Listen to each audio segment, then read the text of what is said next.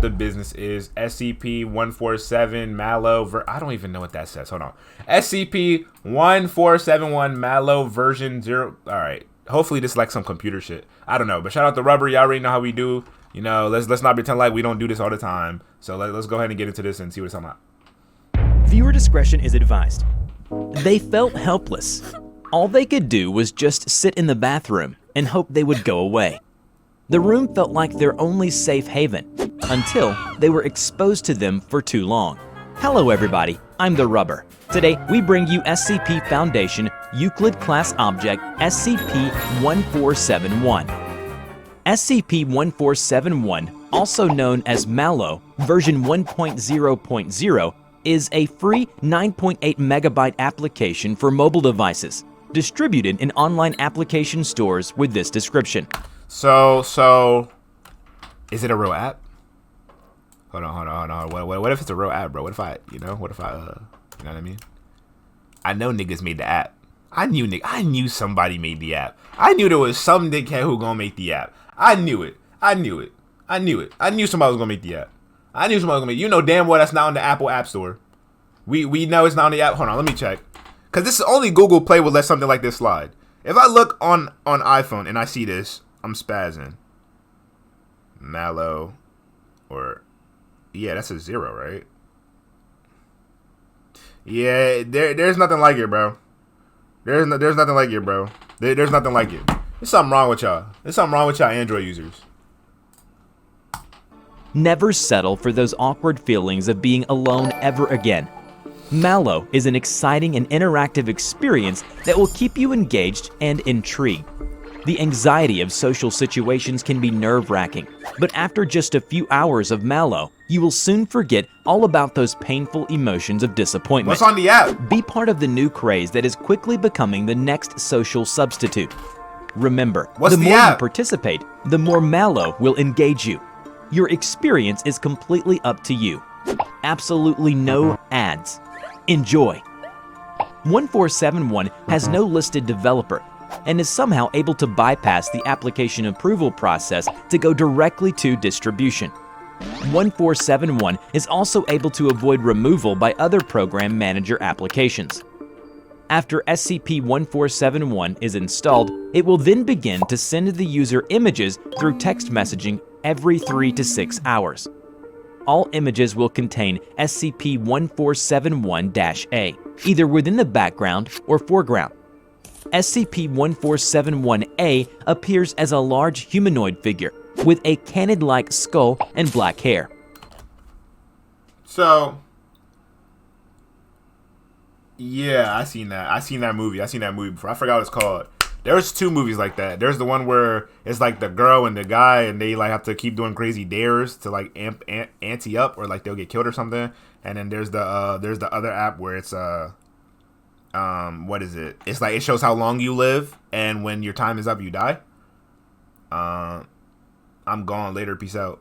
But yeah, so if a nigga like these pop up on my phone, you don't even got to do the job. I'll do the job myself. You know. I'll give me a Smith & Wesson, bottle of bourbon, you know, call it a day. You feel me? On the first day of installation, the mobile device will receive images taken at locations commonly frequented by the user. After 48 hours, the mobile device will receive images taken at locations that were recently visited by the user. After 72 hours, the mobile device will receive images of the user in real time, with 1471-A appearing within close proximity to the user. Users with over 90 hours of exposure to the continuous images will begin to briefly visualize 1471-A y'all funny within their peripheral vision, reflective surfaces, or a combination of the two. Nigga, what if I'm eating a nice crispy bowl of Captain Crunch? No berries, by the way. Just straight Captain Crunch. No berries. And I see that in the reflection of my spoon. I'm not gonna eat it no more, bro. Y'all fucking up my meal, bro. Fucked up in the crib. Continued exposure to 1471 after this point will cause irreversible and sustained visualizations of 1471-A. Users at this stage have reported periodic attempts made by 1471-A to visually communicate with them, but fail to understand or comprehend these actions. Currently, the only known treatment to reverse 1471's effect is to eliminate the user's visual exposure to the images prior to 90 hours after installation. To date, no apparent hostile activity has been reported regarding 1471A. All mobile devices that have 1471 installed are to be confiscated and analyzed for any potential leads to other possibly affected devices.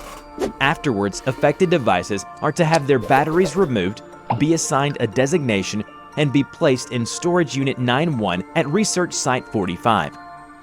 Here's a story from a man called William about his experience with 1471. This nigga a loser, dog. What compels one to sit there and be like, bro, I'm so lonely, I need a companion app? Bro, oh brother, this guy stinks. Bro, ain't no way you got a companion app, bro. There's no way. Unless it's one of those like anxiety, like one of those apps where it's like get to know yourself better and like get your sleep schedule back on track, like one of those type of thing. This man's a bozo, bro. SCP bozo, don't cap. 1A, which he calls it Capone. William started seeing Dr. Laura Brenz 2 years ago, after he first met Capone. William said, "I was scared when I first saw him. It happened just as you told me. The messages, the pictures, seeing him around every corner afterwards. I was so young." And he kept going. Nigga, we already you say you got to stand, he fired. Bro, we already know, right? We already know that you need to have at least 90 hours before shit start tripping. So even after the text messages, even after the pictures, you still going to converse with the nigga? All right, for sure. Who wouldn't have lost it? As soon as I get a text talking about some, hey there, smiley face, I'm smashing my shit, bro. Not even a thought. No, sir, not me. Believe me, William, I know many people have reacted the same way. Fear is a more common reaction to the unknown than you'd think. Dr. Brenz consoled him. It's not that I'm afraid of him anymore. I mean, he makes me jump when I see him in the morning. I don't think I'll ever get used to that. It's just the bad connotations he has, William rebutted. I know that he does, but it happened 2 years ago. I know it's hard for you, especially with your shadow, but you need to carry on, Dr. Brenz stated. William just sighed as she continued. Our session is almost up. We made some real progress, William. When you get home, I want you to think back to your first experience and write as much as you feel comfortable sharing. Is that all right? Yeah, thanks for seeing me. William then drove home from the doctor's office. He drops the backpack near the door. Go to the patio. Wave to Capone from the mirror.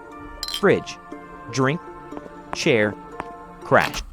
So we just gonna slide past the fact that this nigga is a part of his daily routine? What Pop Smoke say? He grabbed a few sheets of paper and a pen.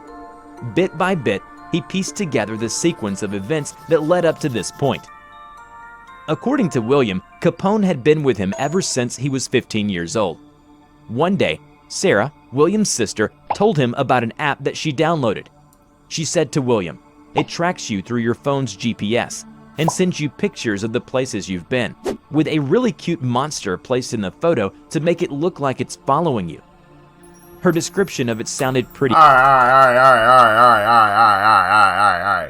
I ain't gonna lie. When you put it that way, that should sound like some Pokemon Go shit. The way it was explained and packaged from his sister, it would catch a lot of people, especially if that's your sister. It would catch a lot of niggas. It'd be like, oh, for real? Bullshit. And he was just trying to see how far the app can go. Okay, I understand. You're still a bozo, though, but hey, bro. Pretty cool to him, so he asked Sarah to help him download it on his phone. After some prodding, she found the app, which was a surprise to the both of them. Yo, put that flip phone up. I know y'all not on the Google Play Store with a flip phone. It was obvious that his phone didn't have any kind of GPS, but neither of them had even thought about it until much, much later. Soon, William received his first picture. The first picture he received was a photo taken in his school's courtyard, with Capone sitting on one of the benches. Capone was covered in his black, matted fur, with his knife-like claws, a set of blank, pure white eyes, Alan, and that face, which was merely a skull belonging to some kind of large beast, looking directly at them with that large, wolfish grin. William gave the phone back to Sarah, telling her how terrifying it was, and that he didn't want to receive such messages anymore. She just jokingly punched his shoulder, saying, "I'm sure he'll grow on you eventually. Tell you what, if you can put up with him for 1 whole week, we'll go see that movie you've been wanting to see." Oh, his sister's a oh, they're hoeing him. She hoed him. She said, if you want to see that Endgame Avengers, you gotta keep the... Oh, she hoed him. Oh, not my man's William. Yo, she said if you want to watch Avengers Endgame, you gotta have... Oh, damn. Yeah. Yeah. If he still gives you nightmares, we'll delete it. If you end up liking it, we'll laugh about it later. Deal? William looked at it again and unwillingly agreed to it. Sarah was ecstatic after that and showed him all the pictures she received. She only had 3 so far. 1 at her office, 1 at the park, and another on the road they lived on. Each picture containing her own clearly visible entity. Sarah told William that she had named it Cassandra. After that night, William continued to get pictures of Capone for a while, following him at school, the bus stop, his street, virtually everywhere he went. Some days later, William got called out from class by Sarah. While driving back home, she kept asking questions about Capone. Sarah then told him they were being pursued by something. She had no idea on how they were doing it, but she knew that they knew where she and William lived. She couldn't figure out how to delete it. She said she tried everything but couldn't find a way to get rid of it. She couldn't even find where the app went. Suddenly, William got a text from the app. Sarah froze and stared at him, as if to say, "Don't look at it." But he did it. The photo was taken from the hood of the moving car, giving them a clear view That of nigga what was behind Capone them. was chilling. Capone took up most of the back seat and towered over William. They both turned around, preparing to scream at the monstrosity behind them. But when they did, the seat was empty. They didn't know what was happening or what to make of it, but they felt that the only thing to do is to run away, abandoning the car. They hastily ditched the car, ran the rest of the way to the apartment, and locked the door behind them. They locked themselves in the bathroom and waited. They just stayed there, even when they got a message from Cassandra or Capone. Sarah would there's different iterations stay of it. there, even when they got a message from Cassandra I just peed because one's a John, one's a Nick. That's fire. Damn, y'all really got yourself in a pickle this time. or Capone. Sarah would scream at them, asking why they were following them and begged for them to be left alone. They felt helpless. All they could do was just sit in the bathroom and hope they would go away. The room felt like their only safe haven, until they were exposed to them for too long. Sarah started to panic, saying that she kept seeing one of them behind her. He tried to calm her down by telling her that maybe they were not really there. Then he saw Capone in the mirror. William convinced Sarah that they needed to leave the room right away. They couldn't stay in the apartment forever. They called the police and they both got help.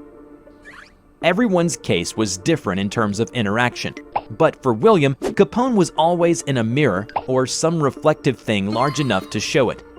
Capone was predictable, and William could always find ways to block him out when he needed it. He learned how to expect Capone, and after a while, Capone kind of grew on him.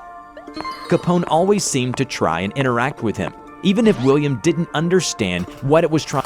Alright, I ain't gonna lie. If that's all it is, a young nigga will be like, yo, Capone, what's good, bro? Or like, when I come back from practice, I got a large mirror when I walk in my house, I'll be like, yo, what's good, bro? I'll be like, how your day been, bro? Just some practice, bro, just some Gatorade. What you eat today? Word, some Chinese food? Yeah, bro, you know what I mean? Yo, nah, I ain't gonna cap. It don't sound that bad. William making it sound like it's like a little, you know what I mean? But I mean, what if you bombing a joint and then like, nah.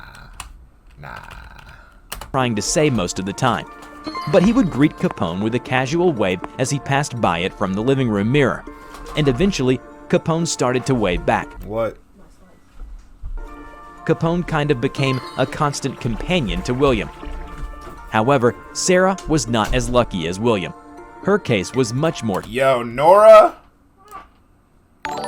you might be on to something. serious. She saw Cassandra everywhere she looked and around every corner. Unfortunately, Sarah couldn't handle it anymore and took her own life. Now, What? Nigga, I put on some of that Playboy Bacardi and see if Cassandra trying to dance. I'd be like, yo, Cassandra, hit the middle up. Hold on, hey, hold on. Because they don't seem like they bother nobody. They seem like they just kind of be there. I mean, it would be annoying, but you did it to yourself. So if they just standing there, I see what they capable of. I try to see if Cassandra trying to throw it back for the one time for a real nigga, you know what I mean? Now, every time he sees Capone, he is reminded of what he did in the car that day. If he didn't pick up that text, she would still be here. But then again, who would have known? No one knows who made the MalOs or why. No one knows if anyone actually made the app.